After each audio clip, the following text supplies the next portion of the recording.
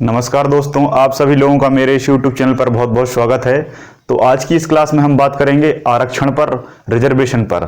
और रिजर्वेशन में जो रोस्टर सिस्टम होता है, इस रोस्टर प्रणाली को हम आज समझने की कोशिश करेंगे। बहुत सारे स्टूडेंट का कमेंट आया और उन्होंने पूछा कि सर ये रोस्टर क्या है और ये रिजर्वेशन को कैसे खत्म करेगा, क्या इसमें सिस्टम रहेगा। तो मैंने सोचा कि इस पर एक छोटा सा वीडियो बना देते हैं और उस वीडियो के माध्यम से इस नए आरक्षण की आपको पूरी जानकारी क्रम से मैं इस वीडियो में आपको बताऊंगा। तो वीडियो को अंत तक देखें, अच्छा लगे तो लाइक, शेयर और सब्सक्राइब जरूर करें, ठीक है। तो एक वीडियो पहले भी बनाया था लेकिन उसमें कुछ फैक्ट क्लियर नहीं हो पाए थे, तो जिनको इस वीडियो में इस क्लियर हम बहुत अच्छे से करेंगे। तो सबसे पहले हमारा टॉपिक क्या है भैया, आरक्षण है, जिसे हम इंग्लिश में रिजर्वेशन कहते हैं। रिजर्वेशन आपको पता है कि जैसे कि बाबा साहब अंबेडकर ने ओबीसी, एससी और एसटी, इसके आधार पर क्या है, कुछ परसेंटेज के हिसाब से इसमें रिजर्वेशन दिया था। और अभी हाल फिलहाल में कुछ समय पहले हमारा जो जनरल कैटेगरी है, जो सवर्ण है, उनके लिए 10% आरक्षण भी दे दिया है। ये बात आप सभी लोग जानते हैं। ये सामान्यतः लगभग सभी वैकेंसियों में यही सिस्टम काम करता है। एससी, एसटी, ओबीसी और आपका जो 10% जनरल आरक्षण है, ये सभी जगह अप्लाई है। लेकिन अब भारत सरकार ने क्या किया है कि कुछ अलग अलग संस्थाओं में या यूनिवर्सिटी में इस सिस्टम को अब लाने की शुरुआत कर दी है। इसमें सिस्टम क्या है, इसमें सिस्टम है रोस्टर सिस्टम। एक्चुअल में रोस्टर का जो मतलब होता है, ये होता है लिस्ट। रोस्टर का मतलब क्या होता है, ये लिस्ट। अगर शाब्दिक अर्थ की हम बात करें तो इसका मतलब लिस्ट होता है। अब लिस्ट का मतलब ये होता है कि भाई इस लिस्ट में किसका क्या काम है, किसका क्या नाम है, किसके पद पर कौन होगा, ये सब लिखा रहता है और उसी हिसाब से ये काम होता है। तो रोस्टर सिस्टम में क्या होगा, रोस्टर सिस्टम में क्या होगा कि जो भी सीट है, देखो सामान्य भाषा में समझाने की कोशिश कर रहा हूं, अभी समझ लो फिर इसको समझाऊंगा। जो भी सीट है, उस सीट का जो नंबर है, उस सीट का जो नंबर है वो फिक्स हो जाएगा उस पर्टिकुलर आरक्षण के लिए। जैसे मैंने कहा कि भाई सीट नंबर 4 ओबीसी के लिए, सीट नंबर 2 जनरल के लिए, सीट नंबर 1 इसके लिए, सीट नंबर 10 इसके लिए। तो पहले से ही वैकेंसी में ये फिक्स कर दिया जाता है कि ये नंबर की वैकेंसी इस कैटेगरी को जाएगी। बात क्लियर है। अभी तक क्या था, अभी तो ओवरऑल परसेंटेज चलता था। जैसे 100 सीटें निकली तो 100 में से भाई 17% इनको, 27% इनको, 7% इनको, अलग अलग परसेंट के हिसाब से बढ़ता था। लेकिन अब क्या सरकार लाने की कोशिश कर रही है कि जिस सीट का नंबर जिस रिजर्वेशन के लिए होगा उस पर वही अप्लाई करेगा, ठीक है। इसमें क्या होगा, इसमें ये हो जाएगा, इसमें एक बहुत बड़ी दुविधा है, एक बात और याद रखिएगा कि वीडियो खत्म होने के बाद बहुत सारे बच्चे कमेंट करते हैं कि सर आपने ऐसा बोल दिया, आपने ऐसा बोल दिया, आपने आरक्षण के खिलाफ कह दिया। जो जनरल वाले हैं वो कहते हैं कि आरक्षण को सपोर्ट नहीं करो सर, ऐसा वैसा, दुनिया भर की बातें। तो देखो, मेरे सपोर्ट करने से और ना करने से आरक्षण का नियम पूरे भारत में बदलेगा नहीं। मैं केवल आपको वो बता रहा हूं एक टीचर होने के नाते जो सही है, जो सरकार ने अभी निर्णय लिए हैं, मैं बस सही बातें बताऊंगा। अब आपके दृष्टिकोण से वो सही हो सकता है, वो गलत हो सकता है। जैसे क्रिकेट टीम में अगर एम्पायर डिसीजन इनके पक्ष में देता है तो विराट कोहली नाराज हो जाते हैं, विराट कोहली भारत की टीम में पक्ष देता है तो दूसरी टीम नाराज हो जाती है। लेकिन भाई एम्पायर तो वही करेगा ना जो सही है ना, जो सही है। लेकिन कभी कभी गलतियां हो जाती हैं। तो रोस्टर सिस्टम में क्या है, रोस्टर सिस्टम में पहली चीज तो ये होगी कि इसमें अदर कैटेगरी का बंदा जनरल में फाइट नहीं कर पाएगा। पहली चीज, क्यों नहीं कर पाएगा, क्योंकि जिस नंबर की जो सीट है वो उसी के लिए अलॉट है। जैसे 1 नंबर है तो भाई इसके लिए अलॉट है। तो इसमें ऐसा नहीं होगा कि पहले क्या होता था, पहले ये होता था कि भाई जैसे कोई एसटी का व्यक्ति है और एसटी का व्यक्ति अच्छे नंबर ले आया, 80-90 नंबर ले आया, तो क्या होता था कि वो एसटी वाला एसटी में काउंट नहीं होता था, बल्कि जनरल कैटेगरी में काउंट हो जाता था। और एसटी की जो रिजर्व सीट है वो बाकी रह जाती थी दूसरे व्यक्ति के लिए। तो दूसरे व्यक्ति की जो कम नंबर वाली सीटें हैं वो उसी से भरी जाती थी उन्हीं व्यक्तियों के लिए। तो पहले ऐसा होता था कि जैसे कोई एसटी वाला, जैसे मान लो 100 एसटी वाले हैं, 100 एसटी वाले में से 50 एसटी वाले जनरल कैटेगरी में फाइट कर गए, क्योंकि नंबर ज्यादा थे। तो वहां जनरल वालों को नुकसान हो जाता था, तो ये थोड़ा सा क्या है, ज्यादा दिक्कत वाला था। तो इसलिए भारत सरकार ने रोस्टर लाया। अब रोस्टर में क्या है, मैंने आपको बता दिया कि लिस्ट होती है, उस लिस्ट में सीट नंबर अलॉट होता है। सीट नंबर, देखो सिंपल सी भाषा में, सीट नंबर अलॉट होता है। किसको अलॉट होता है, कैटेगरी को। कैसे, समझिए। तो रोस्टर सिस्टम लिस्ट है, इस लिस्ट में भी अलग अलग नंबर हैं। पहले सरकार ने क्या कहा कि हम 100 पॉइंट रोस्टर सिस्टम लाएंगे, और लाएंगे क्या, ले भी आए थे। हाँ, एक चीज और कुछ लोग सोचेंगे कि सर ये किस वैकेंसी में लागू है, किस में नहीं है। इस चीज का खास ध्यान रखना, ये जो अभी लागू है ये यूजीसी में लागू है। किस में लागू हुई है? यूजीसी का मतलब क्या है? University grant commission. जो यूनिवर्सिटियां होती हैं, जो बड़े बड़े विश्वविद्यालय होते हैं, बड़े बड़े कॉलेज होते हैं सरकारी, तो केवल उन कॉलेजों में जो प्रोफेसर की भर्ती होती है, जो बड़े बड़े लेक्चरर की भर्ती होती है, जो शिक्षकों की भर्ती कॉलेज में और यूनिवर्सिटी में होती है, ये बस अभी उसमें अप्लाई करेगा। लेकिन अब कुछ राज्य सरकार धीरे धीरे अपने राज्य की वैकेंसियों में भी इसको लाने की शुरुआत कर दी है। तो मैं ये बिल्कुल नहीं कहूंगा कि रोस्टर किस में लागू है और किस में नहीं है। तो फिर आप कहेंगे सर ये पता कैसे चलेगा? ये पता आपको तब चलेगा जब आप जिस भी वैकेंसी का फॉर्म डालेंगे, उसका नोटिफिकेशन पढ़ेंगे। उस नोटिफिकेशन में लिखे रहेगा इतने पद, इतना आरक्षण, रोस्टर सहित या रोस्टर रहित, उसमें लिखा रहेगा। उसमें रोस्टर का लिखा भी रहेगा हाँ, या रोस्टर का लिखा रहेगा नहीं, तो वो आपको नोटिफिकेशन मिल सकता है। सामान्यतः जितनी भी छोटी छोटी वैकेंसियां हैं व्यापम की, जैसे मान लो कांस्टेबल पुलिस हो गया, सब इंस्पेक्टर हो गया, पटवारी हो गया, ग्रुप 4 हो गया, ये जो जितनी भी सामान्य वैकेंसी हैं इनमें रोस्टर लागू नहीं है।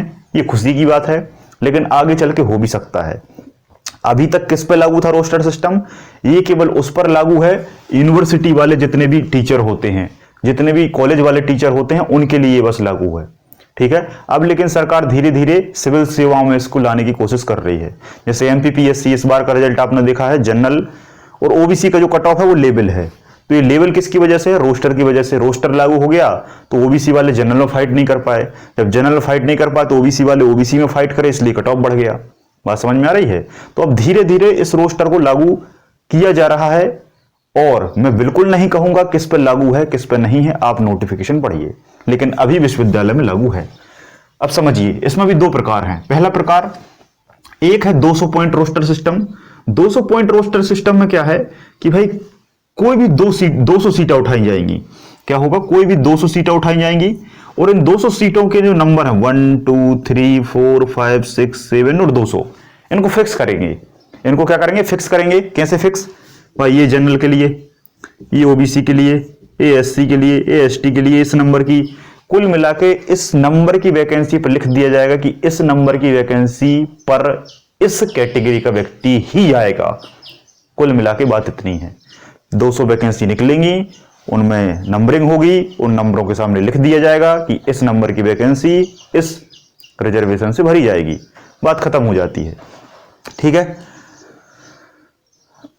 200 था। एक रोस्टर सिस्टम और सरकार ने लागू करने की कोशिश की, 100 रोस्टर सिस्टम। 100 तो उसमें क्या है? कुल मिला के 100 सीटों को देखो, इसमें आपको दिमाग नहीं लगाना। 100 point, 200 point, 50 point, 13 point, 14 point, कोई दिमाग नहीं लगाना।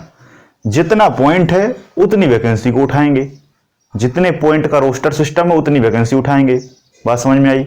और उतनी वैकेंसी, अब आप कहेंगे कि सर अगर 400 पोस्ट हैं तो वो 200 के बाद फिर से रिपीट हो जाएगा, 400 के बाद फिर रिपीट हो जाएगा, ऐसा रिपीट होने लगेगा। और आप कहेंगे सर अगर कम गया तो भाई जितना कम जाएगा ना आरक्षण वहीं तक सीमित रहेगा। ये बहुत अच्छा क्वेश्चन है। एक बच्चे ने कमेंट किया था कि सर जैसे आपने 200 रोस्टर सिस्टम लागू किया और किसी वैकेंसी में 50 सीटें निकली तो आप क्या करेंगे? तो भाई 50 सीटों में क्या होगा? 50 सीटों तक जो ये पॉइंट काम करेगा बस वहीं तक रिजर्वेशन होगा, उसके बाद सारी सामान्य सीटें हो जाएंगी। बात समझ में आई? तो बोलिए यस सर। कमेंट सेक्शन में बच्चे ने किया था कि सर अगर 50 सीटें रही तो ये 200 पॉइंट रोस्टर सिस्टम कैसे, हाउ इज दिस पॉसिबल?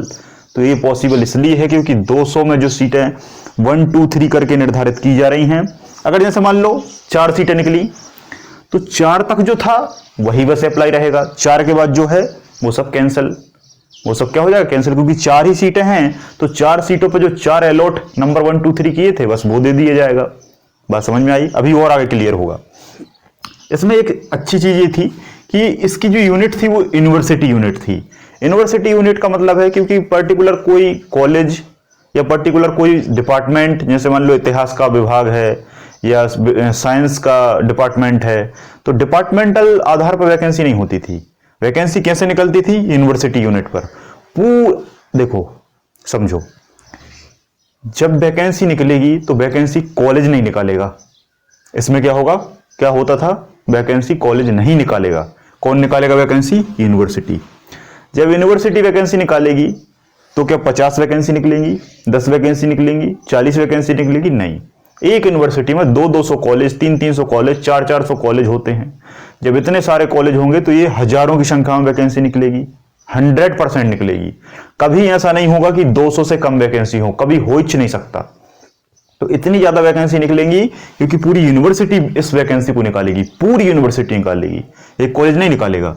जब पूरी यूनिवर्सिटी निकालेगी तो पूरी यूनिवर्सिटी में आराम से 200 पोस्टें, क्या 2000 से ज्यादा ही रहेंगी। और उसमें ये लागू हो जाता था। 2014 के आसपास इसको लाया गया था, फिर धीरे धीरे ये अप्लाई हुआ। अप्लाई होने के बाद अभी हाल फिलहाल में सरकार को इस 200 वाले और 100 वाले रोस्टर सिस्टम को खत्म किया है और उसकी जगह कौन सा रोस्टर सिस्टम लाया गया है? 13 पॉइंट रोस्टर सिस्टम। अब ये 13 पॉइंट रोस्टर सिस्टम में क्या है, इसमें कुछ नहीं है, इसमें भी सेम है।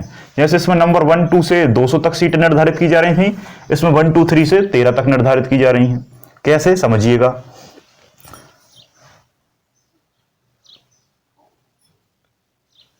नंबर 1 नंबर की जो सीट है वो भाई जनरल को दे दी, 2 की जनरल को दे दी, 3 को जनरल को दे दी। जनरल मतलब सभी के लिए। उसके बाद 4 नंबर की आई, उसको ओबीसी को दे दिया, 5 की जनरल को दे दी, 6 की जनरल को दे दी, 7 की एससी को दे दी, 14 की एसटी को दे दी और 10 की ईडब्ल्यूएस को दे दी। ये यहां पर लिखा हुआ है, ये लिखा हुआ है, ये यहां पर लिखा हुआ है। 4 नंबर की ओबीसी को, 7 नंबर की एससी को, 14 नंबर की एसटी को, 10 नंबर की ईडब्ल्यूएस को। ये नंबरिंग वाइज दी जाती, तो 14 तक हो गया तो ये 14 पॉइंट रोस्टर सिस्टम कहला गया। ठीक है। अब कुछ बच्चे कहेंगे कि सर 14 से अगर ज्यादा वैकेंसी है तो सिंपल सी बात है, 14 से ज्यादा वैकेंसी है तो ये रोस्टर फिर से रिप्लाई हो जाएगा, फिर से दोबारा से आ जाएगा। और अगर 14 से कम है तो जहां तक है बस वहीं तक रोस्टर लागू होगा। कुल मिला के कहने वाली बात है कि इसमें 4 वैकेंसी, सॉरी, अगर इसमें 3 वैकेंसी निकली तो ये 3 तक तो जनरल के लिए रहेगा, चौथी से खाली चला जाएगा। मतलब एसटी, एससी, ओबीसी के लिए कोई वैकेंसी नहीं रहेगी। तो इसका सामान्य सा मतलब ये है। ठीक है। फिर एक बच्चे ने ये कहा था कि सर जैसे 100 रोस्टर सिस्टम लागू है और 100 या 200 रोस्टर सिस्टम लागू है और जैसे सीटें कम हैं तो उसमें इस रोस्टर सिस्टम में क्या प्रोसेस होती है, तो उसके लिए मैं बता दे रहा हूं। जैसे मान लो 200 रोस्टर सिस्टम है या 100 रोस्टर सिस्टम है, ठीक है, कितना भी रोस्टर सिस्टम हो उसका जो परसेंटेज है उससे डिवाइड किया जाता है। जैसे मान लो 100 पॉइंट रोस्टर सिस्टम लागू है तो उसे 27 से डिवाइड करेंगे। 27 से क्यों करेंगे? क्योंकि 27% आरक्षण ओबीसी के लिए है। ये ओबीसी से डिवाइड करेंगे तो आएगा कितना? 3.7। तो 3.5 से ज्यादा है, मतलब चौथे नंबर की ओबीसी को दे दी। ये इस तरीके से निकला है, ये इस तरीके से निकला है। देखो आप समझिए कि भाई ये चौथा और 7वां और 14वां और 10वां ये कैसे आया। हमारे भारत में 27% आरक्षण ओबीसी के लिए है। टोटल नंबर ऑफ पोस्ट को 100 मान लिया, 27 में 100 से भाग लगाया, 3.7 आया, मतलब 4, तो 4 नंबर की ओबीसी के लिए। 15 है आपका एससी के लिए आरक्षण, 15 का भाग दिया 100 में, 6 आया, मतलब 7वीं 6.5 आया। फिर 100 में 7 से भाग दिया, 14 आया। तो इस तरीके से भाग देके, 100 में भाग देके, वैसे ही 200 में भी भाग दे सकते हो आप, लेकिन जनरली इसमें ऐसा नहीं है। ठीक है। तो ये फाइनली आपको समझ में आ गया होगा। अब देखो एक सामान्य सा मोटे हिसाब में, अगर किसी वैकेंसी में 14 सीटें निकलती हैं तो 14 सीटों में से 3 सीटें जाएंगी ओबीसी के लिए। 14 की बात कर रहा हूं मैं, 14 की, इस 14 को 100% मान लो। 14 में से 3 जाएंगी ओबीसी के लिए, 1 जाएगी एससी के लिए और 1 जाएगी एसटी के लिए। तो 3 और 1 4 और 1 5, 5 टोटल रिजर्व और 9 टोटल अनरिजर्व। क्लियर है। तो इस तरीके से रोस्टर सिस्टम नया जो है आरक्षण में वो लागू करेगा। बात क्लियर है। ठीक है। एक शॉर्ट वे में फिर से समझाने की कोशिश करता हूं। कुल मिला के जितनी भी वैकेंसी, जितने पॉइंट का रोस्टर सिस्टम है, जितने पॉइंट का रोस्टर सिस्टम है, उतनी वैकेंसियों को फिक्स करते हैं कि भाई इस नंबर की वैकेंसी पर ये व्यक्ति अप्लाई करेगा। तो फिक्स पहले ही हो जाता है तो उस पोस्ट पर वही व्यक्ति आएगा, बात खत्म हो जाती है। जितने पॉइंट हैं उससे अगर ज्यादा वैकेंसी है तो ये दोबारा से इसका चक्र शुरू हो जाता है। और अगर उससे कम वैकेंसी है तो जहां तक जितनी वैकेंसी है बस वहीं तक रोस्टर सिस्टम काम करेगा। जैसे कुल मिला के किसी एक विभाग में 3 वैकेंसी निकली, 3 निकली तो 3 तक तो जनरल का आरक्षण है तो जनरल तक ही रहेगा। मतलब इसमें ओबीसी को कोई भी आरक्षण का लाभ नहीं मिलेगा, एससी को भी नहीं मिलेगा और एसटी को नहीं मिलेगा। इसलिए कुछ लोग कह रहे हैं कि ये एक प्रकार से आरक्षण पर एक बहुत गंभीर मामला है। क्यों है? क्योंकि अगर 3 सीटें निकली तो उन 3 सीटों में सभी हकदार हैं, क्योंकि इन सभी को आरक्षण देना अनिवार्य है। और वहां पर क्या होगा कि वो 3 जो हैं वो केवल और केवल जनरल को चली जाएंगी, क्योंकि आरक्षण चौथे से शुरू होता है। और एक बात और, अगर 4 सीटें निकल आई तो यहां जनरल को भी फायदा मिल जाएगा, ओबीसी को मिल जाएगा, एससी एसटी कैटेगरी वंचित रह जाएगी, ईडब्ल्यूएस भी वंचित रह जाएगी, क्योंकि ईडब्ल्यूएस का नंबर क्या है? 10 है। और ये 10 कैसे आया? 10 से भाग लगा के 100 में, 14 से भाग लगा के 100 में। मतलब ये भाग कैसे लगाया? ये आरक्षण परसेंटेज को भाग लगाया, क्योंकि सवर्णों को 10% आरक्षण दिया है ना, इसी कारण इसको भाग लगाया है। ठीक है, अब कुछ मैं आपको हल्के फुल्के फैक्ट बता देता हूं। इसमें क्या है, यूनिवर्सिटी को यूनिट माना था, इसमें डिपार्टमेंट को यूनिट माना है। डिपार्टमेंट मतलब जैसे मान लो एक कॉलेज है, उस कॉलेज में इतिहास विभाग है, विज्ञान विभाग है, गणित विभाग है, तो उस गणित विभाग में जो वैकेंसी निकलेंगी उसके आधार पर ये सिस्टम काम करेगा। किसी भी पर्टिकुलर एक विभाग में जो वैकेंसी निकलेंगी उसके आधार पर ये काम करेगा। और ये पूरी यूनिवर्सिटी की वैकेंसी निकलेंगी, ये पूरी यूनिवर्सिटी की वैकेंसी पर काम करेगा और ये केवल एक डिपार्टमेंट पर काम करेगा। बात क्लियर है? अब हुआ क्या है, इसमें 49.5% रिजर्वेशन था। ठीक है, 49.5 को भाग लगा देते थे 100 नंबर से। इसमें सिस्टम क्या था कि 49.5% आरक्षण है, इसका भाग लगाया 100 से, तो 2 नंबर की सीट, हर 2 नंबर की सीट रिजर्व हो जाती थी, ये सेकंड नंबर की सीट रिजर्व हो जाती थी। अब 10% और बढ़ा दिया था तो 49.5 प्लस 10% रिजर्वेशन हो गया था इसमें। लेकिन इसको सरकार ने खत्म किया है, 13 पॉइंट रोस्टर सिस्टम को लागू कर दिया है। और इसमें इस तरीके से 100 आउट ऑफ और उसमें डिवाइडेड बाय आरक्षण से, आरक्षण जितना परसेंट है उसका डिवाइड, जिस नंबर की सीट आती है उस नंबर पर उसको फिक्स कर दिया जाता है और उसके बाद उस सीट पर उस रिजर्वेशन कैटेगरी की उसमें अपॉइंटमेंट हो जाती है ना। अब कुछ लोगों का मत है कि इसमें रिजर्वेशन घटा है। रिजर्वेशन 49.5% मिलना चाहिए, लेकिन अब मिल कितना रहा है? 30 के आसपास मिल रहा है। तो ये एक प्रकार से गलत है, असंवैधानिक है। पहले 2663 सीटें फिल हुई थी रिजर्वेशन से, अब वो घटकर 1241 पे आ गई हैं। तो कुछ लोगों का कहना ये भी है कि भाई अब ये जो आरक्षण सिस्टम है ये रिड्यूस हो रहा है, तो ये लोगों का मानना है। और ये जो रोस्टर सिस्टम है ये काले समिति के आधार पर लाया गया था, काले कमेटी बनी थी और उसके आधार पर इस सिस्टम को अप्लाई किया गया है। मैं एक बार फिर से कहूंगा, ये सिस्टम अभी किसी भी वैकेंसी में लागू नहीं है, बल्कि ये केवल विश्वविद्यालय जो हैं, बड़े बड़े कॉलेज जो हैं, यूनिवर्सिटी जो है, बस उनके जो प्रोफेसर है वहां लागू है। लेकिन अब सरकार धीरे धीरे इसको लागू कर रही है, जैसे इस बार एमपीपीएससी पर इसको लागू किया गया। ठीक है, तो इसी तरीके से ये धीरे धीरे आगे लागू हो भी सकता है और नहीं भी हो सकता, अब ये सरकार के हाथ में है। जो कुछ था वो मैंने बताने की कोशिश आपको इस वीडियो में की है। अगर फिर भी कुछ भी समझ में नहीं आया है तो आप एक बार दोबारा से कमेंट करिए कि सर ये चीज समझ में नहीं आई है। जरूर से जरूर मैं उसको कमेंट में आपको सुधार के पिन कर दूंगा। अगर समझाना रहेगा तो एक नया वीडियो बना के उस छोटे से फैक्ट को क्लियर कर दिया जाएगा। ठीक है, वीडियो अच्छा लगा हो तो शेयर करें, है ना। और कुछ लोगों का कहना है कि ये आरक्षण का एक प्रकार से हनन है। पहले आरक्षण में क्या होता था कि जो दूसरे कैटेगरी के लोग हैं वो जनरल में फाइट करते थे, इसमें ऐसा नहीं होगा। इसमें ऐसा नहीं होगा, क्योंकि जिस व्यक्ति ने जिस कैटेगरी से फॉर्म डाला है वो बस उसी कैटेगरी में फाइट करेगा। और जब ऐसा होगा तो निश्चित तौर पर आरक्षण जो है वो कम होगा। क्यों होगा? क्योंकि पहले ओबीसी के लोग जनरल में चले जाते थे, ओबीसी के जो लोग हैं पहले जनरल से फाइट कर जाते थे कुछ, तो ओबीसी का जो कट ऑफ है वो कम जाता था। लेकिन इस बार का एमपीपीएससी का कट ऑफ सेम है। कारण क्या है? इस बार ओबीसी का कोई व्यक्ति जनरल में नहीं पहुंच पाया, अपनी कैटेगरी में रहा तो कट ऑफ बढ़ गया। जब अपनी कैटेगरी में ज्यादा लोग रहेंगे तो कट ऑफ बढ़ेंगे। ठीक है, इसमें कोई दो राय नहीं है। अब बाकी बहुत सारी बातें हैं, तो वीडियो को लाइक और शेयर जरूर कर दें। आप सभी लोगों का इस वीडियो को देखने के लिए बहुत बहुत धन्यवाद। जय हिंद, जय भारत।